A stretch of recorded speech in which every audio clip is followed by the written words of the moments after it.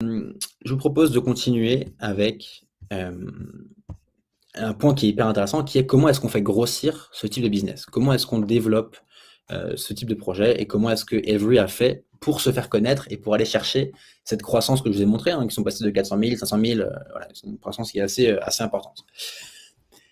Le levier numéro 1, j'en ai parlé un petit peu et je le redis parce que ça me paraît clé, c'est la qualité du contenu. Quand on fait une newsletter qui est payante, ça veut dire que le produit qu'on vend, c'est le contenu. Et donc, vous avez un rôle, vous avez un impératif qui est que ce contenu doit être à la hauteur, doit être au niveau. Parce que c'est ce pourquoi les gens payent. Okay, d'autant plus que si vous avez vu ma vidéo sur le modèle des newsletters payantes, vous avez vu que c'est pas évident d'être sur une thématique business comme ça, sur lequel il faut créer des sujets de fond. C'est pas évident de toujours créer du contenu et faire en sorte que les gens aient envie de payer. Donc d'autant plus un accomplissement qu'ils arrivent à le faire. Isabelle, presque un modèle d'économie sociale. Est-ce que tu peux développer ta remarque pour que je comprenne bien? Je suis pas sûr de comprendre. Donc levier numéro 1, qualité du contenu, évidemment. Levier numéro 2, c'est la marque personnelle et l'audience des auteurs en fait qui écrivent sur la plateforme. Vous l'avez vu, alors vous les connaissez peut-être pas, moi je les connaissais quasiment tous les auteurs, mais ce sont tous des gens qui ont déjà des grosses audiences sur Twitter, des 50 000 abonnés, des 100 000 abonnés, voire même plus. Donc ce qui fait que dès que quelqu'un rejoint la newsletter Every, il va communiquer, il va le dire à tout le monde. Hello tout le monde, j'ai rejoint Every, venez vous abonner. Ce qui fait un énorme boost d'abonnement et de communication pour Every. Je vais vous montrer quelques petits screenshots pour que vous puissiez voir. Tac, tac, tac. Voilà. Hop. Par exemple, ça c'est Nathalie Hasson qui, pareil, voilà, j'annonce, je rejoins machin, machin, machin, pour publier dans Everything. Alors là, c'était encore Everything à l'époque, mais dans Every. Donc vous voyez, 164 likes, et Nathalie Hasson, il a 50 000 abonnés. Donc vous voyez que ça devient costaud, ça devient intéressant. Autre exemple, donc Dan Shepard, donc le créateur, qui annonce que Thiago Forte, qui lui a 60 000 abonnés, rejoint Everything. Pareil, plein de réponses, beaucoup d'excitation. Ça crée de l'engouement. Ça crée, il y a même des gens qui font des mèmes, il y a même des gens qui font des blagues. Ça crée de l'excitation par rapport au bundle. Hyper intéressant. Autre exemple, Adam Kisling, un peu plus petit, 11 000 abonnés, mais ça reste pas mal du tout. Il annonce, je rejoins Every. Hop, presque 200 likes. Et pareil, plein de commentaires. Il explique en plus, plein de commentaires qui expliquent que c'est génial et qui donnent encore envie aux gens de s'abonner à Every. Donc hyper intéressant. J'ai trouvé ce tweet-là qui date de aujourd'hui, 23 mars 2022. Donc lui, c'est un auteur qui était sur la plateforme depuis longtemps, mais qui cumulait un job en parallèle et qui disait big news, je viens de quitter mon job et je me focus full time sur ma newsletter, notamment grâce à Every. 400 likes, lui il a combien? Il a, bon, il est plus petit, mais ça contribue au truc.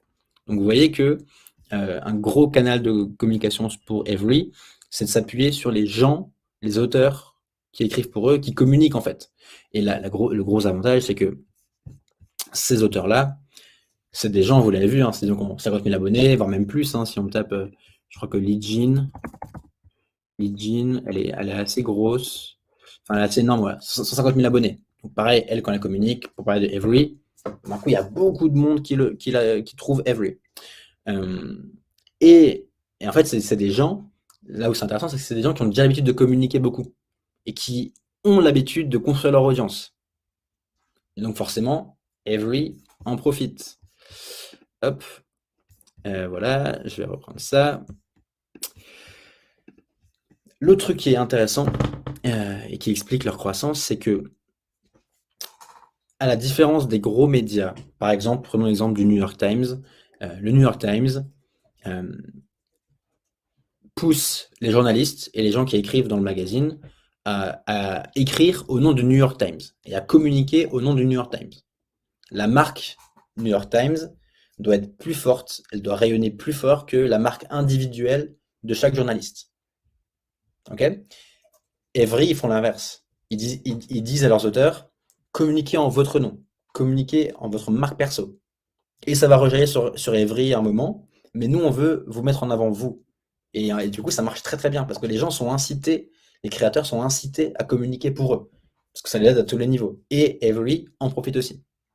Je vous mets d'ailleurs dans le lien un, un podcast. Alors, je n'ai pas parlé, mais je ne l'ai pas dit, mais ce que je trouve hyper intéressant en termes d'entrepreneuriat, c'est que Dan Shipper et Nathan Bachez, donc les deux fondateurs de Evry, ils font de la thérapie ensemble.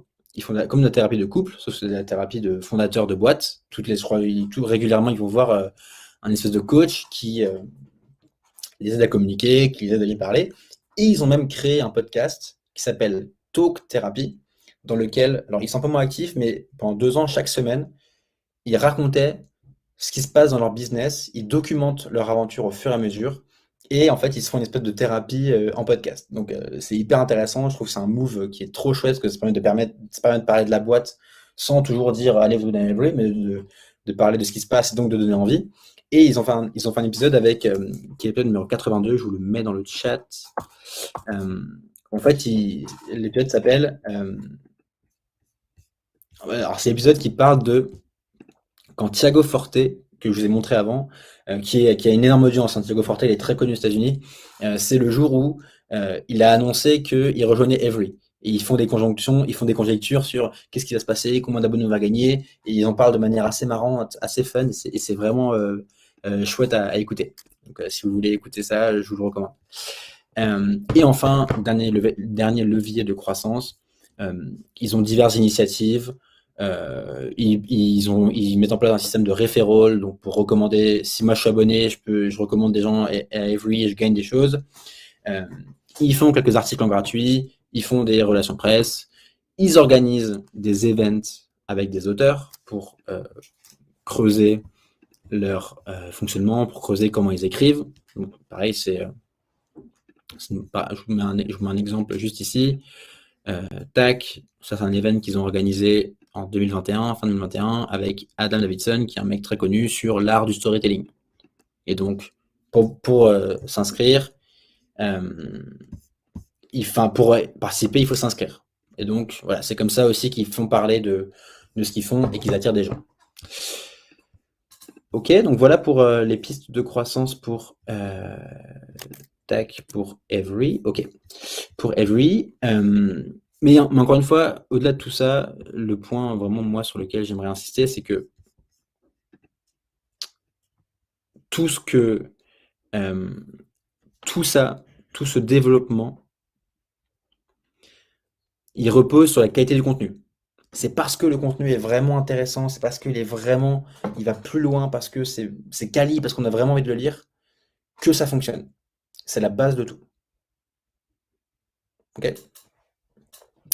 Isabelle, la valeur est apportée par le groupe de personnes et la participation est basée sur l'engagement volontaire. Alors c'est volontaire effectivement, mais parce qu'il y a évidemment un intérêt financier. Les auteurs qui rejoignent Evry parce qu'ils savent que financièrement, ça va être plus intéressant pour eux aussi que d'être tout seul et de devoir jongler entre plein de trucs en même temps. Là, ils se disent, j'ai mon business, à côté j'ai ma newsletter, je la mets dans Evry et je vais gagner de l'argent et ils vont gérer pour moi. C'est ça qui fait que c'est intéressant.